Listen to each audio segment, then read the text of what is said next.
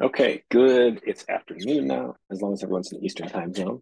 I'm Tom Cook, and I'm a business intelligence analyst with HITS EDIS, which is Enterprise Data and Information Services.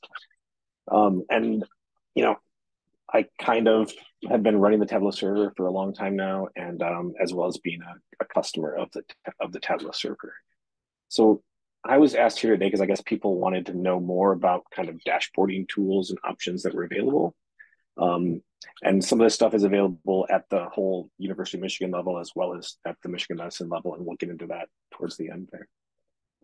So basically, I'm going to do a quick overview on the Tableau application stack, and then we're going to do a quick little build a dashboard demo with some sample data that I got a link to.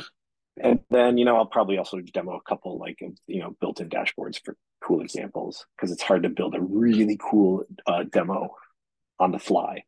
And then I'll kind of share a little bit of history and kind of a breakdown of the different environments and options and kind of how to get started. Um, so the application stack for Tableau is pretty straightforward. There's a couple desktop tools, Tableau Desktop and Prep Builder, and those are kind of what we would consider like the development tools. You use that, you open it up, you connect to your data source, whether that be a cloud service or a database or a file on your workstation, and then you can publish that up to the Tableau server for other people to consume as a dashboard. You can, there's a lot of caveats here, but basically, like you can also use that as a data source for other workbooks that you're developing, so you can have a single set of data that you're sharing with a group of people. And there's a lot of other functionality, for like NLP and stuff like that on the server, as well as kind of like metadata analysis that the server can offer. And then the server can also connect to those data sources. So you might have a situation where you're manually running some numbers, putting capturing a picture of a graph and dropping it into an email and emailing it out. Well, with the Tableau server, you can just build your dashboard.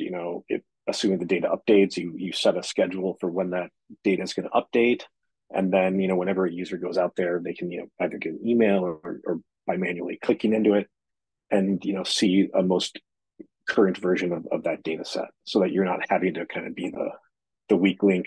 If you're on vacation, the data still updates. So I'm going to jump right into a demo. If anybody has any questions, feel free to just shout them out. I mean, I'll make Joe answer most of them because he's been using Tableau for years. So when you open up Tableau Desktop, the first thing you generally would do is connect to a data set. And so in this case, there's a lot of different data types, databases, services out there, cloud services and on-prem stuff. But I got this file here of it's Fitbit activity data from a study from like roughly 2018 to 2021, I think. And so we have, the ID and the cohort and the date. And then for metrics, we have like the step total and minutes of sleep and time in bed. And so, I've just connected this to this Excel file. And then usually the first thing I do is I start poking around and seeing what I've got here as far as data goes.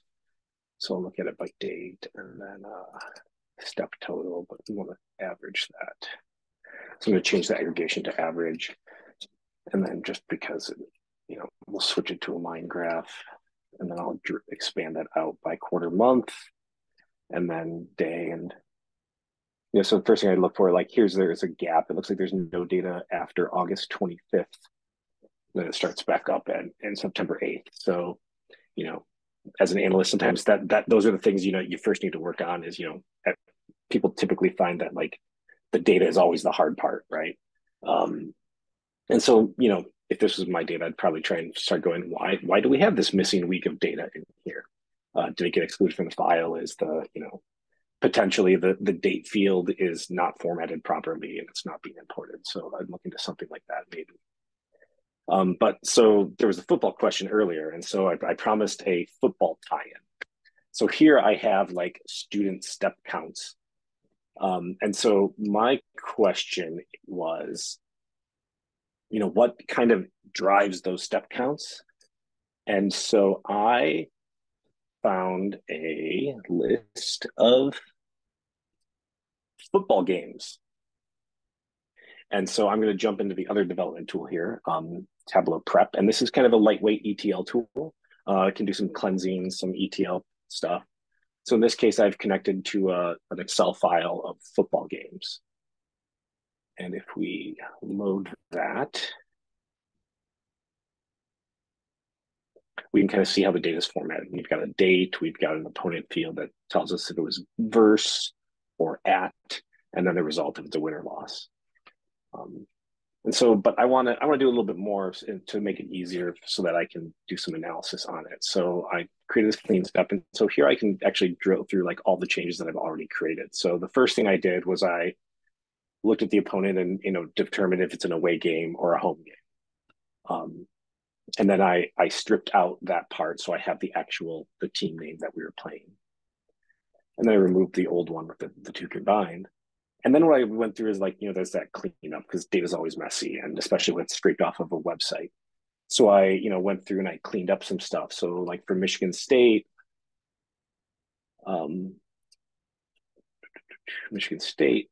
we've got, Michigan STATE versus Michigan ST. And so I, used the kind of the smart grouping functions to kind of do a first pass on those. And then double check some of the stuff just so that we don't want to have two different Michigan States and two different Ohio States. And then the last thing I did was I changed the date type to a date time because Oracle doesn't have the concept of a date. And my next step is to dump it to an Oracle table. And so I'm gonna write out and overwrite a table in my schema in the health system data warehouse called U of M football games. And so there's a lot of other functionality you can do in prep, just as far as examples go. So you can do aggregations or pivots. You can join multiple types of data all together. I'm laughing at the chat that the 2021 state game was brutal. Yes. You can also, so the script function, that's if you want to take the data set and connect to an RServe or a TabPy to do some processing in Python or Tableau and then return those results back into your prep flow. That's what you do in the script. And then you can also have kind of, script or prep flows that call secondary prep flows. And so I have the option now, I could publish this up to the Tableau server and say, refresh it, every so often. But in this case, the data process is manual. And so I'm not going to do that. But I can actually go in here and I can click run. It'll run the flow, kind of step by step, and then write it out to the table in the data warehouse. Quick question, Tom. So if you Yep. publish that to the server, will the server do all these steps as well, or just get the output? It'll do all the steps. Okay, cool. Yep. So there's two ways. I can publish the flow, so that flow, so in this case, it's connected to an Excel file, or it's an Excel file on my workstation. So I would have to make sure that Excel file was in a location that the server could access. The other thing I could publish, instead of to a database, I could publish this to a data source on the Tableau server, so that I could then connect dashboards or other people could use it. So it can publish to and be published to the Tableau server, depending on and a combination of both. Does that answer your question? Yeah. Yep. And then you can actually do, as a creator, you can actually edit this on the server if you need to make a change. Okay, I see a couple questions. Will it allow you to keep a record of the flow? What do you mean exactly? Like what changes are happening, or when it ran, or what, Jamie? So I was thinking back to perhaps my experience cleaning data using code. With code, you can see exactly step by step what you did to clean the data. And you can look back at, say, your R scripts or Python scripts maybe 3 months after you're done data cleaning to recall what was step 20, for example. But here, what I see is that you do a point and click process on the UX. So at the back end, does Tableau keep record of the sequence of point and click data cleaning steps so that maybe 3 months from now, if I want to know, oh, what went on in step 20 to get to the data where we are at right now, that I could do that?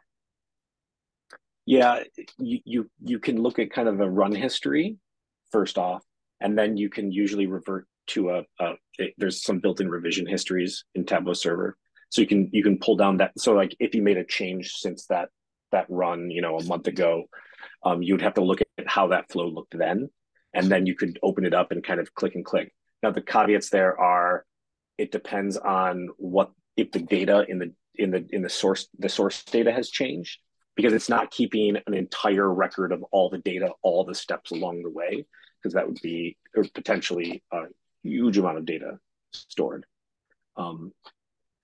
And so that's always the tricky thing, is like the flow, we can figure that out, but it depends on if the input data changes, because unless you're using a database that has like historical point in time snapshots where you could say like, oh, run this as if the date was X and Y. But yes, you could do that. And so like, as I click along here, it actually, shows it, but it's not capturing all the results along the way. You kind of have to just say like, what was the version of the flow, and then, open that up, and then you could run it through if you were having an issue. Okay, so this is great, Tom. So if I'm looking at this screen, there's that panel on the left that shows 5 changes. So would that 5 change? So if I merge Michigan ST and Michigan State, for example, so that would appear on that panel where your cursor is. Is that right? Yes. Yep. Okay. Yeah. And so if I wanted to run through this single step has 5 changes. So this clean step has these 5 changes, and I can actually run through them one at a time, and you can see the fields run and be generated as I go through these. So, here I haven't grouped these. So if I scroll down, I'll probably find, so here's Ohio ST and Ohio STAT. And OS, I wasn't really sure in my quick thing if OS is Ohio State or could be Oklahoma State. I didn't bother to correct that for the nitpicky football fans out there. And then if I click into the next step, you can see that those are grouped. And so you can kind of drill down like each step, just like you would in a Python script. Like you kind of run it block by block. Here you can do that at the same. So I can start here. This version I have just to be able to display the data, and then I could run through the step, step by step, and you can branch and combine steps as well. And so you can actually watch how that runs as you're doing it. And of course, if you go back and change something at the beginning, it'll start throwing little red exclamation points saying, hey, something changed here, and it doesn't quite work right. Yeah. This is great. So I'm thinking about use cases. So this would probably be okay if I have a pretty static data set and I want to look back at the exact changes that I've made. And it looks like this will not be a good use case for, say, if I had a dynamically changing data set that was, say, maybe changing every day, for example. I think you could set up a separate pipeline that's dated every day, but it's looking like it could just grow, like the number of pipelines that you have, and just trying to keep tabs of where things originated. Mm-hmm. Yeah, it depends. When you say if the data is changing, if the structure of the data is changing, yes, this would be hard to manage, because if your columns are changing or getting added or removed or names are changing, having anything automated is going to be tough to process. If the contents of the data is being dynamic, then that's standard. Like obviously, like these are things that are designed to be set in place to run every day, every week, every month. As time goes on, so that like they're kind of fire and forget kind of things. Yeah. You only want to go back and touch it if something breaks, because maybe there was a database change and a field is deprecated, and you need to go back and edit your stuff. Yeah. I was thinking more of the second scenario, Tom, that you mentioned, say that where rows are being added. So I think one real life scenario I could see this happening is that maybe an investigator has a 30-day study, and every day new data from participants are coming in. So rows are being added every day, but maybe you have your data cleaning process that accounts for all the data issues you've seen on day one. And then when new rows are being added for the data that you see on day two, maybe a new set of new data issues pop up. You would need to maybe merge Ohio ST, Ohio State, and OSU, which you didn't have to merge on day one. So I'm kind of thinking along. So you could imagine by the time you get to day 30, you might have Ohio ST, Ohio State, OSU, Ohio, like a misspelled Ohio. Yeah. And so some of those could be taken care of automatically. So in the grouping, there's kind of manual and automatic grouping that can happen. So let me back up here in my flow. So when I grouped, there's, it'll group by common characters or spelling or pronunciation. So those might catch. I think I started out with that, and then there was a couple that I had to actually break apart because I think maybe it combined Florida and Florida State. The other things are there, like if you need a little bit more finesse, you could pass this to our Python to do those groupings, and then have that then pass the flow back. That's very cool. To know that there can, like, if you need more, I don't know how to put it, like a more comprehensive way to cover all the edge cases, that there is the option of interoperability. Yeah, I think I got that. Then you're going to have that interoperability, with it. You're still going to have the issue if your Python code is not accommodating for that either. So like there's always the edge cases. And in that case of every day of a 30-day trial, it would potentially be like, okay, look at what ran. Do we have anything we need to adjust? And maybe just adjust it depending on your use case every day, every week, or just wait to the end and do all of your adjustments then is potentially an option too, because then if it's only a 30-day study and then you've got all your data set and you're not going to have to worry about tweaking things on the fly each day. Okay. Thanks so much. I've just learned from this discussion. Thank you, Tom. Okay, I'm checking the comments. Okay, can the steps in prep be exported to a document, right? Documentation. Not really easily, though. The files are just XML. So if you wanted to parse those to document the steps, you could. Usually people would just look at the flow and make sure to add their documentation into through the GUI. Well, the XML is perfect. Then people could just put that in GitHub as part of the documentation. I mean, I've tried like putting Tableau workbooks in GitHub.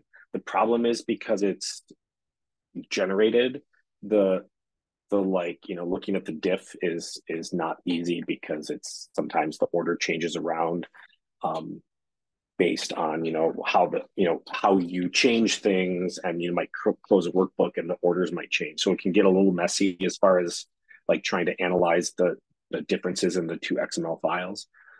You would have to do some cleanup to really kind of parse that into whatever structure you're looking for. I haven't dug into the XML on flows. It's mainly been in the workbooks, because you have the concepts of like a data connection, where you can have multiple data connections into a data source, and then you can have multiple data sources. And then you also have the kind of the vizzes, which are the kind of base graphs. And maybe we're jumping too far ahead. But you have a lot of different objects in that XML that interrelate with each other in sometimes clear and sometimes murky ways. So any more questions about prep before I jump back into doing some visualization? Okay. So now I've got my data in a table, but I need to connect to it. So I'm going to create a new connection. And so as I had just talked about, there are data sources that can have multiple data connections. And in this case, I've got a text file, and I'm going to connect to Oracle here.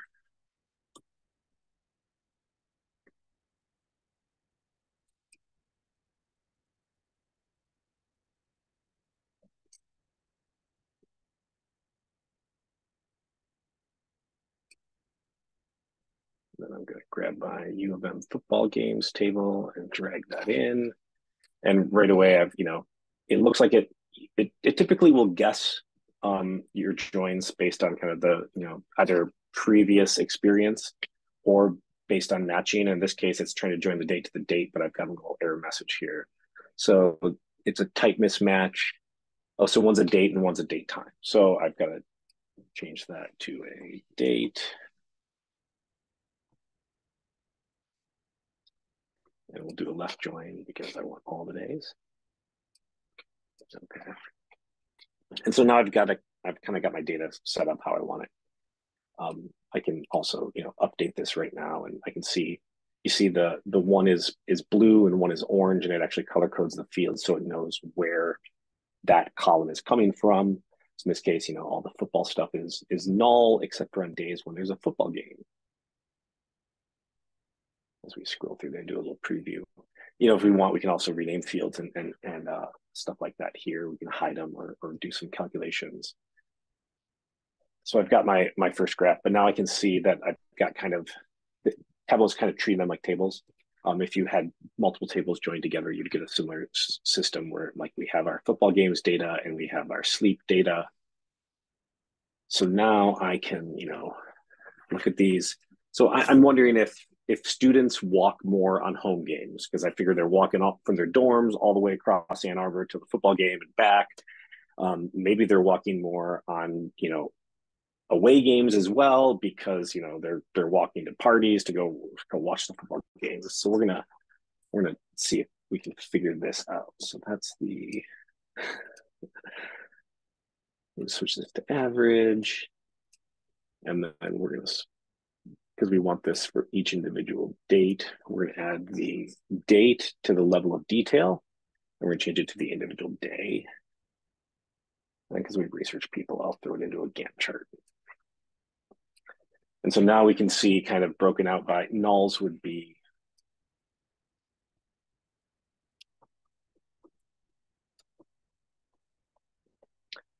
where there's not a football game. And so we can kind of see that, yeah, maybe is more walking on football game days than non-football game days, but footballs are Saturdays. And so they might be walking to class on non-football days. So we'll just, only include Saturdays. And then maybe we could even narrow that down a little bit more if we wanted to look at like months potentially. So maybe we just want to look at September, October, November, just to be safe. And then we can kind of see what's going on where. If we wanted, so this is a fairly simple graph that I built, we're not getting into a complex dashboard at this point, but maybe we'll also color code those dots based on the schools. So if we wanted to see, Penn State or Ohio State, it's a little, let me increase the size here so it's easier to see on the screens. So we can see where the Ohio State games fall in relation. And that's actually kind of weird. It looks like people walk a bit less on Ohio State games than they do compared to other football games. I will also point out that this doesn't have all of this season included in the football days, and I don't think we have very current step data either. But just for funds, so that's my quick premise to kind of demo the tool. And then, so, okay, let's see, we gotta build a dashboard, right? So that would make for a really cool research study. Yeah, well, because I was curious, what can I do with step data and sleep data? And so the other data set I kind of scraped was exam schedules to see like, are people sleeping less or more during exams? But I went to football because it's football season here. So I'm gonna aggregate these back up to like the month. Maybe I'll just do the year. I'm trying to throw together a quick dashboard to make something to publish. So we've got a bar graph of the years. Let's also throw in one here with actually let's put it into here. I'm going to do a distinct count so we have the number of participants. Oh,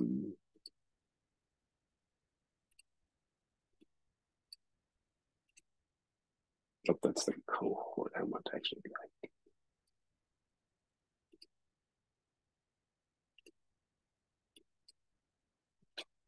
So now we can see the average steps and the number of participants. Looks like there's a lot more from 2020. And then we'll just throw it into a quick dashboard. Well, actually, maybe we will do something with the cohorts. Clicking around here, so we'll see how big each cohort is.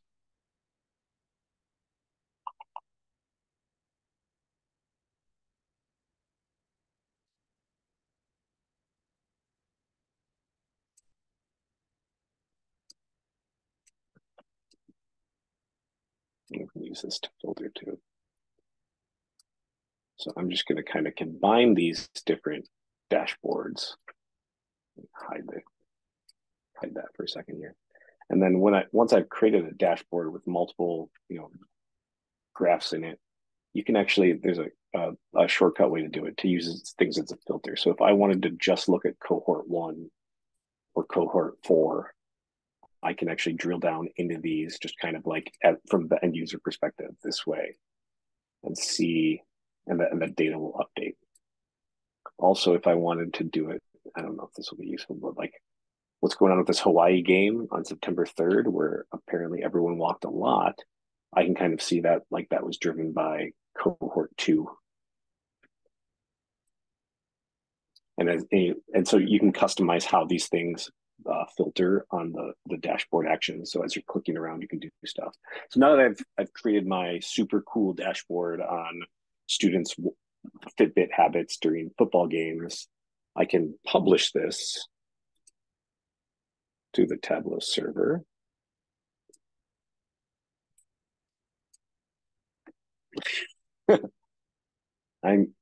So here it's asking me like, you've got kind of some Excel files. Do you want to extract these? And so I have the option to extract the data into Tableau. And so Tableau has a copy of that data, or it can query that stuff live on the fly. If you need real time or near real time, you can do that. But I'm going to not do it. So now I'm going to pick where I'm going to publish it. So I'm going to publish it into our user content sandbox.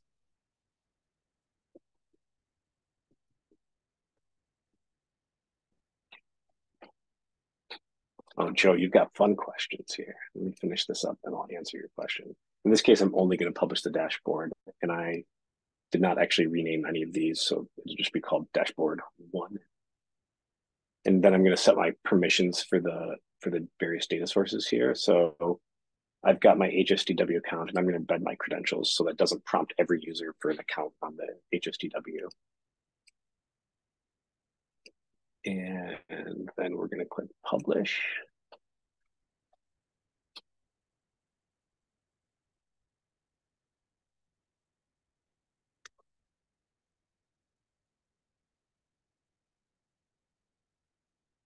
Okay, now we've got a web version of that dashboard I just created.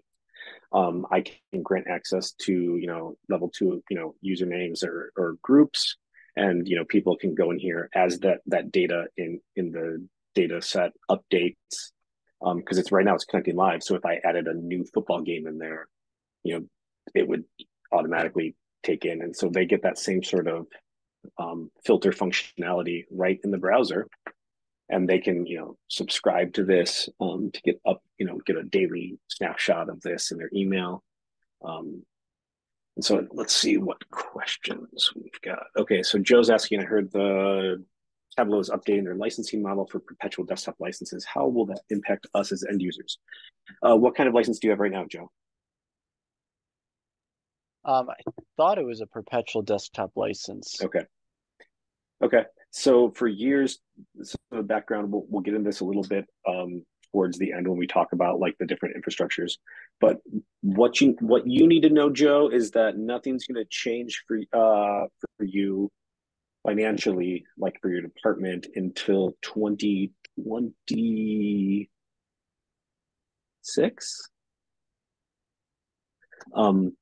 And you should get an email sometime in the next few weeks about your creator subscription. So you'll get access to Prep and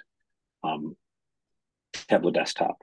The short answer is we're converting all the perpetuals to creators, and HITS is paying for them for 18 months. And part of our conversion is we're actually kind of merging our licensing with ITS. And so in 18 months, your department will have to start paying the annual subscription fee. Okay, well, that's great. So no action for now, at least. Yep. Yeah. There's a lot of problems with all of the Salesforce products that we've been hearing, and so they kind of sprung this on us as like, hey, you have the option of putting this off another year, but you won't get as good of a price if you do. And so we're trying to say like, well, we already budgeted for this, but the price is doubling. And actually, because we're paying 18 months to line it up with the ITS licensing, we're like our budget for our department is tripling for the creators or the perpetual desktop licenses. But to sort of like allow people to plan for that transition, we're just paying for it for the next 18 months. Anyway. Gabriel, by the way, it looks like Tableau can connect directly to My Data Helps without having to download the data first. It can probably connect to other APIs like Fitbase and RedCap. Assuming My Data Helps is a database, then yes. I'm not familiar with that. Things with APIs. So there is a product that Tableau offers. There's an API that they have called a Web Data Connector. And that's so that you can write your own little code to ingest data. It works with RedCap, but there's a bug currently when we updated that broke Web Data Connectors. So we're waiting on a fix for that. So yes, it works, but not at the moment anymore. And I also know that in sometime this year, the versions are going to move to a new version of that API.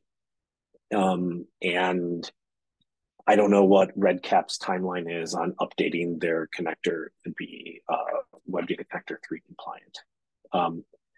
Gabrielle, is My Data Helps a database or is it a cloud service or something?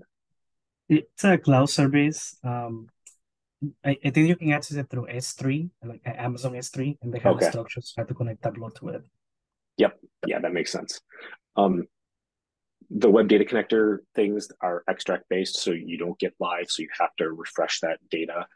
That's typically because web APIs tend to be slow, and you don't want a user clicking there while it goes out and downloads each page of JSON and then processes that into data that it can visualize. So this kind of wraps up the demo part. Anybody have any questions about the tool so far, like how to build a dashboard, how to connect to stuff? My version was kind of lame, so I could show some cooler dashboards potentially if people are interested. This is one that comes out of the box. It's a bunch of world indicator data, so it has GDP and health and technology usage, and then they actually combine it all into like a story where you can kind of build a little data story here. With you can kind of click through it almost like a PowerPoint project and look at the different data sets here. That's and cool. add some commentary. You can also build it so that it'll like click on a point. So like if you have a graph, your first thing is this graph, and then you might click. So if I want to actually create a new, I'll duplicate this one, and then maybe we'll save that. So now we've got this one, and then when we click it, this data point is selected, and you can do things like add captions and stuff. So if you really need to walk a user group through kind of the big picture and then drill down into a smaller picture, you can do that as well.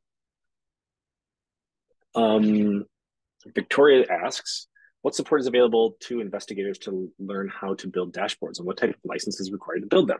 Well, that goes back to my slides.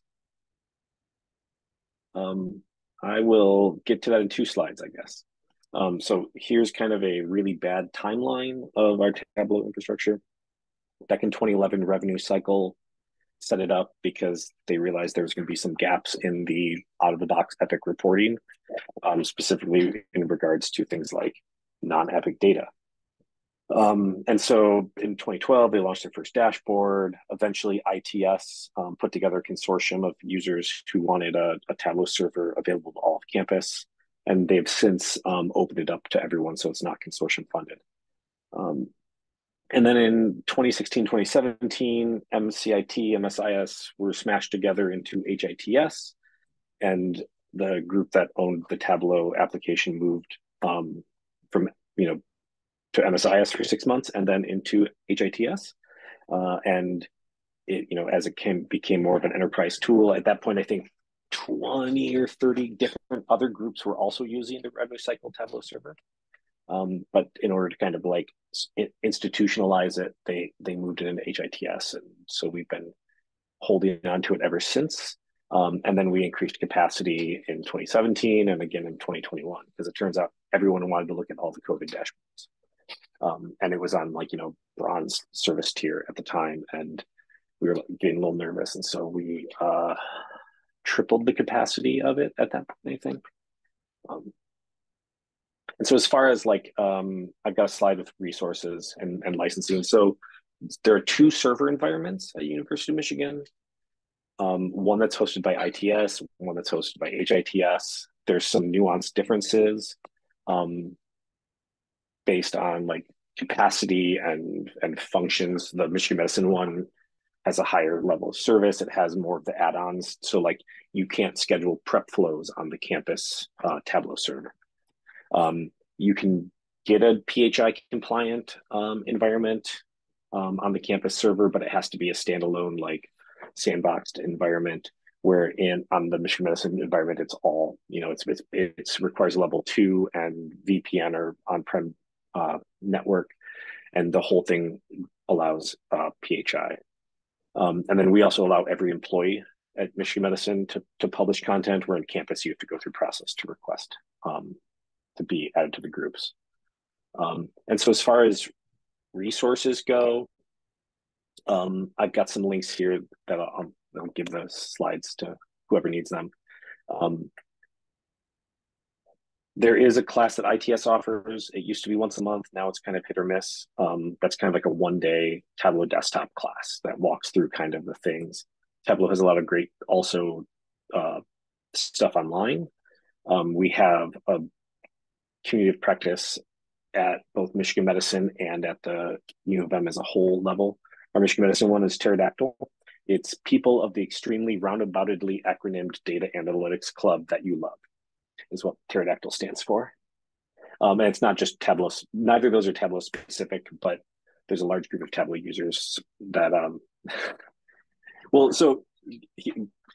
hit or miss monthly class. It used to be monthly pre-pandemic, and then they were like, hey, we're recording these. Why do we need to do them every month? And so now they're doing them 3, maybe 4 times a year.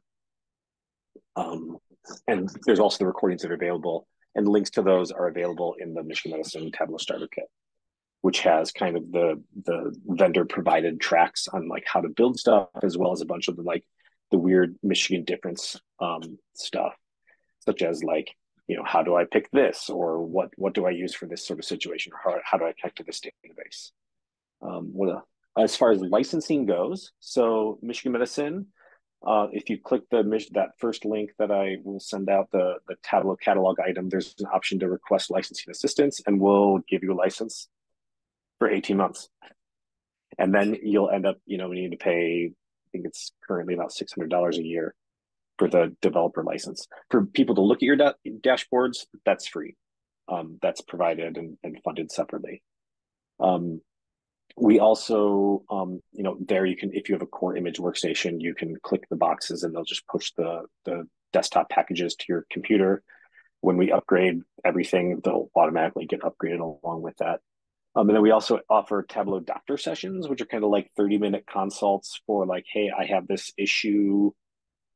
I'm trying to do X, Y, or Z. How do I do that? And we'll usually say like, hey, send us a copy of your workbook or give us a link. And then we'll kind of answer the easy questions via email. And then like, so we can take that 30 minutes and kind of really dig down into, well, you need to change it like this kind of stuff to kind of help you get over that roadblock or to kind of like level up your dashboard, pimp my biz style. And yep, he included some other links in there. We've got a bunch of KB articles in the HITS knowledge base. And then also I don't have it in my links of list, but since you're all research folks, Tableau does offer free licenses for researchers. It has to be purely academic, non-commercial research. And then they will just give you a creator subscription. And then I think you have to renew it once a year. But if you're using it for, operational stuff or anything that generates revenue, I think that would be a problem. But if you request one from us, at least in the next couple of months, we'll be able to just give you a license for 18 months. And then it'll be about $600 a year after that. And then after that, you would just order them through ITS like people do. I didn't really talk about like the size of our user base. We have last count almost 500 Tableau users at Michigan Medicine. And then there's another 300 in the rest of the University of Michigan. So like we've been using it longer at Michigan Medicine. We have a larger user base. And so like in the Teams channels for Third Act, there's a lot of users that help other users, which is, kind of that thing you get when you have, 400 or 500 people all using the same tool. Our community practice gets pretty helpful sometimes. I don't know how I'm doing for time, but anybody have any other questions before we wrap up? We have about 6 minutes left, and I'm going to go ahead and stop the recording.